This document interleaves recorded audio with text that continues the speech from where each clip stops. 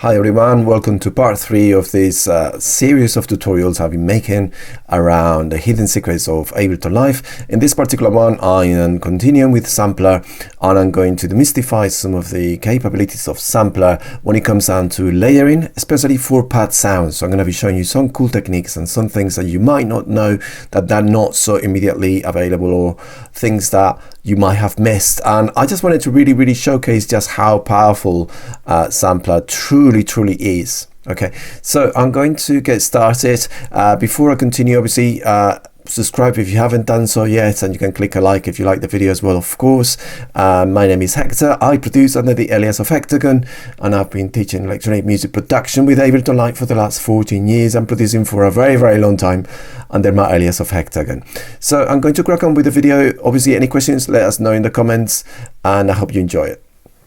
Right, so as you can see here, I've got the project I was using on the previous video, and what I want to talk about a little bit is I've got this selection of samples, right? So I've got pad sounds, as you can see there, but I also have got selection of found sounds. The best way to find pad sounds in Ableton, especially for this particular task, would be to go into the browser, go into your samples, and then actually use the search functionality here. And my suggestion is to go to where it says one shot, and then you can just, let me just clear that field. You can go to one shot, and then here you can specify what you're looking for, and you can click on pad, and then Ableton is going to give you a list of everything that's on your computer that Ableton has analyzed as a pad sound. You can see my library is quite extensive, as you can see there, right? So loads of them to work with, and obviously you can click even on show more, there's even more samples in there to explore, right? So this is very important, that this is one of the things about Ableton that makes it really easy to find things. The other thing as well that I'm going to be using is found sounds. So the other thing that you can also do is you can go to one shot or loop in this instance, and you can go to where it says ambience and effects, and you can even go to like field recordings, and then you can get all these samples that you might have in your computer that they fall in that category as well. So some of the sounds I'm using are the sounds of the rain, sounds of distant traffic, cars, etc. Right? So let's explore this. So I've got this beat here, which is just a simple drum and bass beat, nothing too fancy, very straightforward. And so what I've got here is a selection of pad sounds. So you can see that one there, that one. It's kind of like a chord as well. Voice. That one is like a Juno on C3, which is handy to know. That's on C2, and that's on C1. And then I've got a selection of found sounds. As you can see here, I've got rain. A lot of rain, like really dense kind of rain textures, right? Rain and thunder. Some of these recordings are my own recordings, and they are in 3D, so that's cool because you can add a little bit of that sort of binaural 3D effect that can be really cool for the listener, you know, as ear candy. Wind, and even some birds. We can use birds if we want it. That's sort of like 90s, if we wanted to go for that 90s rave jangle. Right, there you go. Traffic. 3D. As you can hear, it's in 3D sound. Pretty cool because you've got that sort of movement. And that's a train, but that's a little bit saturated, so I might not use that one. So let's crack on. So what I'm going to do here, as always, let's start with something that's already in key. So I'm going to use that one. I'm going to drag and drop it here, and you can see that this is obviously opening simpler. Again, right click, simpler to sampler. We already know the drill. Okay, we hit. So we got that sample. We can play with it. So I'm just going to play with that sound. Let's just bring it in there. So that's telling me that's on C. So I'm going to roll with that. But when we open the sound editor, as you can see, we can then drag and drop many more samples. And this is exploratory. Yet I don't know what I'm going for, but I'm going to just see what works. I'm going to drag this one. So that's on D. So I can potentially say, okay, well, if that's on D, I can tune it to D.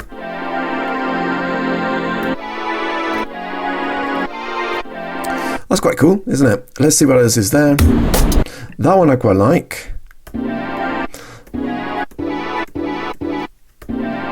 Right, that seemed to work quite nicely, and the volume of this one is a little bit too loud for my liking. I'm just going to bring it down. This one I'm not sure if it's in key. Sometimes you can just sort of use your ear and just play around with the tuning until it sounds good to your ears. Because there's a chord in there, right? I quite like it. That's not too bad. Let's see what else is there. There's a voice in there.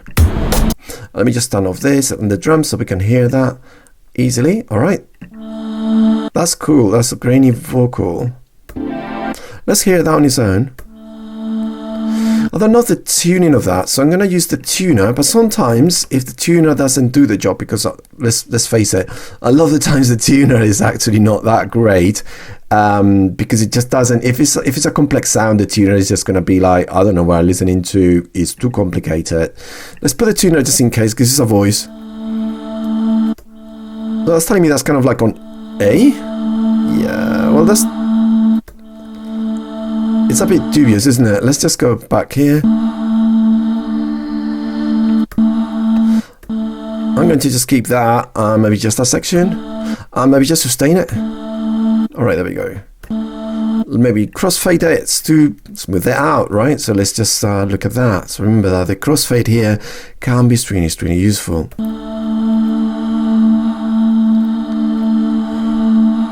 All right, I'm going to say it's D. It keeps leaning towards D, so I'm just going to move that to D. There you go. It's a little bit off tune, ever so slightly, but that's just natural because of the human, a voice doesn't stay in pitch perfectly. As we know, human voice is very hard for a singer to be like perfectly in pitch with no vibrato whatsoever. But potentially I can just sort of... That's a bit stable, I think. Yeah, that's it. It's a little bit off. We can potentially go to the tuning and just shift it. Maybe that's a little bit closer. Anyway, so that's on C. In theory now, if I play that, it should sound good with everything else. So again, make sure the number of voices that you got here matches the number of samples or above. Okay, so don't make it less, because if you make it less voices, then you're not going to hear some of the layers, right? So very, very important. So let's have a listen to that.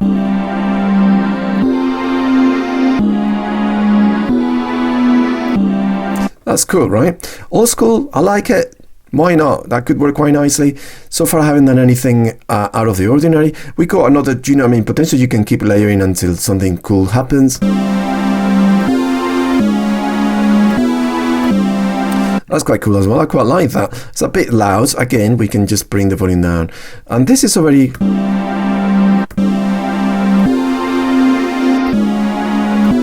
It's already thickening up the sound quite a lot, right? Sounds quite thick and large. And again, with things like that, use crossfade if the sample is quite short. I should have done the same thing for the other things. What else can we do? We can potentially play around with the attack to make it more pad-like. Make it a little bit longer. Maybe the release is quite long. Let's just bring it down.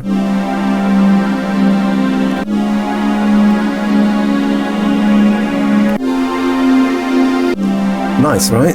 So that's working quite nicely indeed. Let's just play around with it. I'm just gonna record it with the drum bass beat that I've got here. So let me just get that going. Just something simple. I'm not looking to create anything too fancy for now. I'm just gonna play a quick sequence.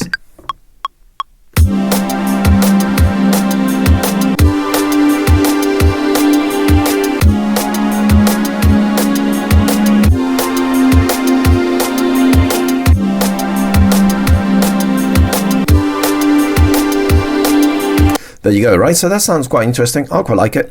We can add flavor to this. Remember the problem that we have here. Yes, this is in tune now, right? You can see the tuner is picking it up, which is nice. But yes, if we add FM, because it's already quite a thick sound, it might just sound a little bit unpleasant. But let's hear it just to try, just to see what it sounds like. It's too much energy, isn't it? I mean, if you're looking for kind of metallic textures, that could be one option. We can potentially add maybe noise. That could be interesting.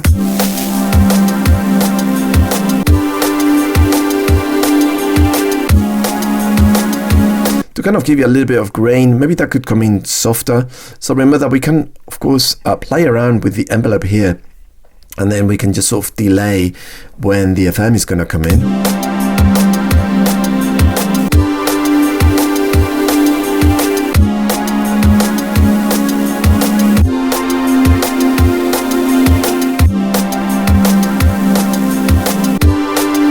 Cool, right? And we can potentially play around with filtering the sample, as we know, in order to make it a little bit more dynamic. At the moment, obviously that's filtered using the MS-20, which is my favorite filter, but for now, let's change it to maybe use the Moog Prodigy instead. Okay, and let's just maybe play around with the filter envelope and just add a little bit of movement as well, so the sound kind of like opens up.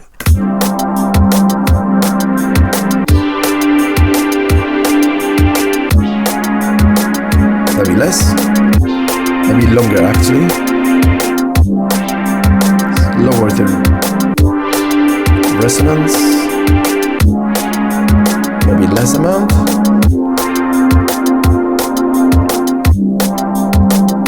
That's nice. So remember, this is a combination of 5 sounds. Notice what happens if I solo one of them. Not the same impact, is it? The other one is very quiet, and this one here, right, that's adding kind of like a little bit of low end, which is cool. And this one, that's the vocal, right? I mean, that could maybe go higher in pitch. I don't know. I'm just kind of like just playing with it.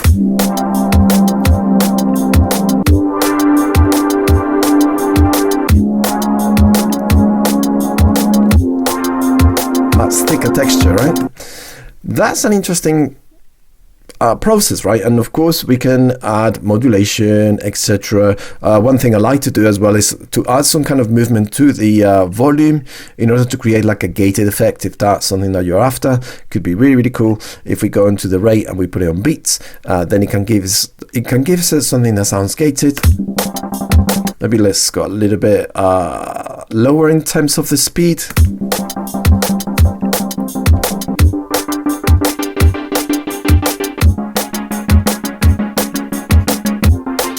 Obviously, you know, the notes are not perfectly lined up, so I just quantize them now.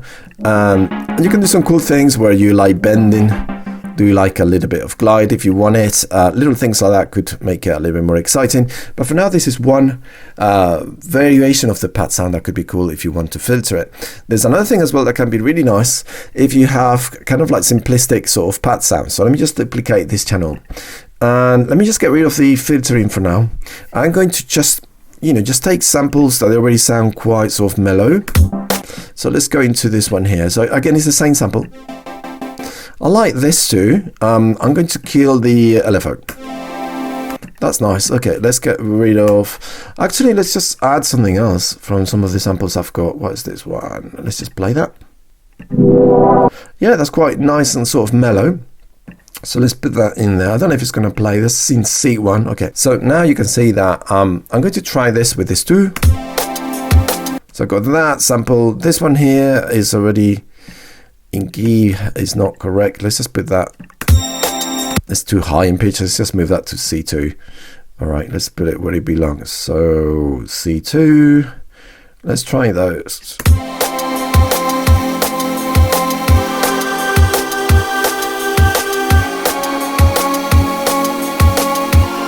Let's get rid of the oscillator as well. Cool. And I've got the other one here as well. So if I want it. I don't think it works that well. This is a bit loud. Personally, I think that's too loud. So let's just bring the volume down.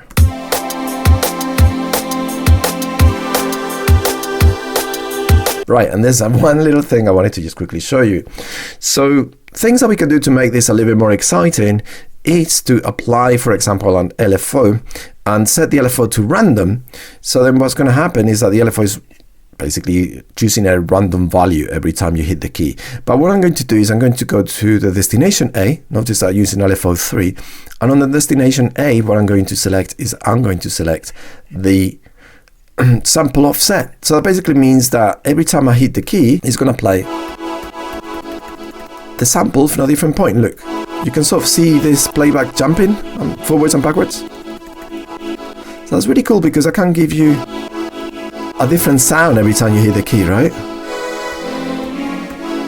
So you avoid that sort of monotony in a sense, right? So it's not always the same sound. I mean, you could apply that to the previous one I created as well, right? So you can always just go to the modulation and apply it there.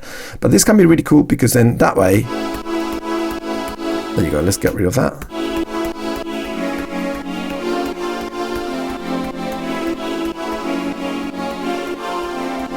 Cool, right? So every time you hear the sound, every time you play the key, it's always starting at a different point, and it gives you something that sounds a little bit more dynamic and exciting, right? So if we hear this,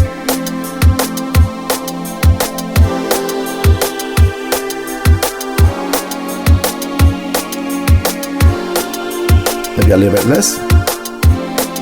That Juno is a bit loud still. Just bring it down a little bit.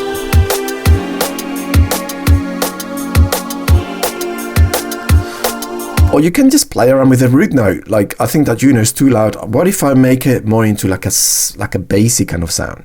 Let's change the root and make it maybe like, let's go higher.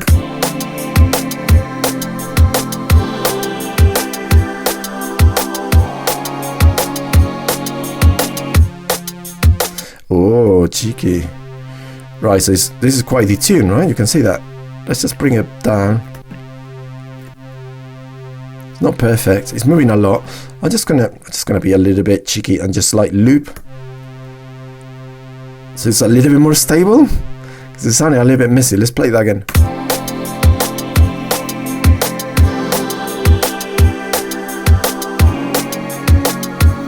Right, and what we can also do is, if we wanted to add character to these sounds, is we could add different samples. So for example, let's try adding the rain on top of that. And one thing that we can do here is we can set this rain, because if I play it now,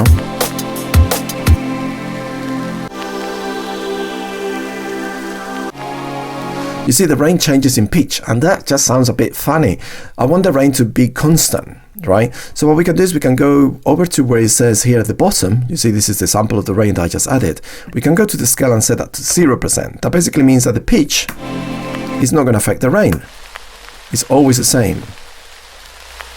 You see, and it changes where it starts from as well, because I've got that sample offset, right? Really cool. So you can automatically add flavor, and this was done in the 80s, right? The earlier samplers, that's how they got these really thick sounds. They layer multiple sources and then they add sound effects on top of that. But the cool thing about this is that you can actually set the sound effects to not change. Like, say for example, if I wanted to add, I don't know, the sound of birds or something, and I wanted to have the birds playing there, maybe like a little bit farther in, I can also go scale 0% and make sure that you up the number of voices. It's 5 voices, 5 samples there. Just make sure that you go to the voices. Yeah, that's okay.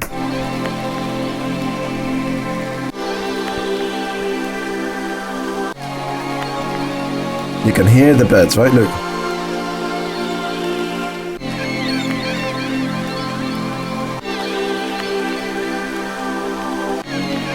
Cool, right? All right, let's bring it.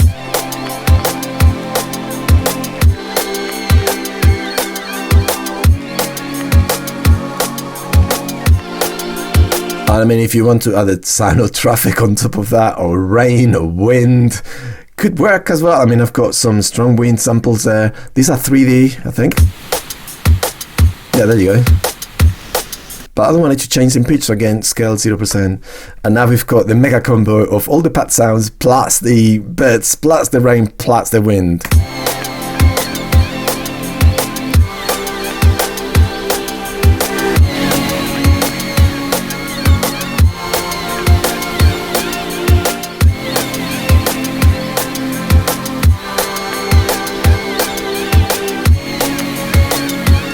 I mean, if you want it to be really, really streamed, you can even shift the sample offset much farther. So if you go like, I don't know, something like 74%, then every time you hit play, it's going to hit different points within the samples, and it's just going to be like super mega dynamic, right? Check this out.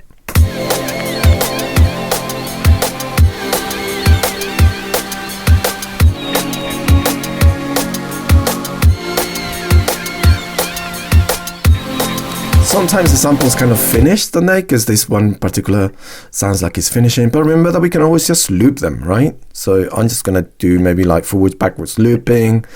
And then maybe just say, okay, well, up to there, right? Maybe like crossfade, so it sounds super smooth. But you get the idea, right? So now you can hear, I mean, I don't think I need to be too worried about these birds because it's quite a long sample. But I mean, potentially, yes, we can also loop it. Let's just loop it. Why not? Yeah, let's adjust it from there to there so the birds don't disappear completely. There you go, crossfade. Strong wind. Yeah, okay, let's loop it as well. It's 14 seconds. Yeah, why not? And now if you listen to this, you're going to hear how it sounds very dynamic.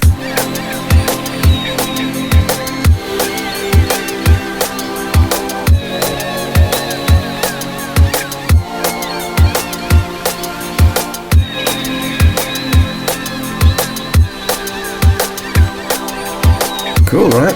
And of course we can play with the filter.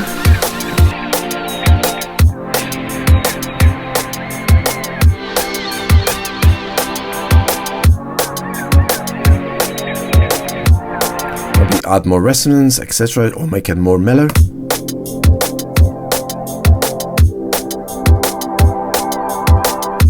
But you can hear it sounds really nice, wide, dynamic and exciting. All right, so this is something I wanted to share with you guys. I hope you enjoyed this video. I just wanted to share something that excites me about sampling. You can see that sampling is insanely powerful. Obviously I'm going to be making more tutorials not just to do with sampling within Ableton. I will be exploring the synthesizers as well in Ableton, and I'm going to venture out of Ableton as well into other synths, which I find extremely useful for the type of music I create, that hopefully you guys will find also quite interesting. So anyway, guys, thank you so much for watching. I hope you guys enjoy this tutorial and the techniques I shared, and as always, any questions, let us know, and we'll see you on the next one. Take care, guys.